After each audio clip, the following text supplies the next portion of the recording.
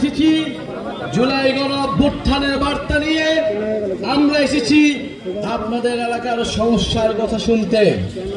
প্রিয় চাঁপাইবাসী, আমরা জানি চাঁপাইনবাবগঞ্জ আমের রাজধানী,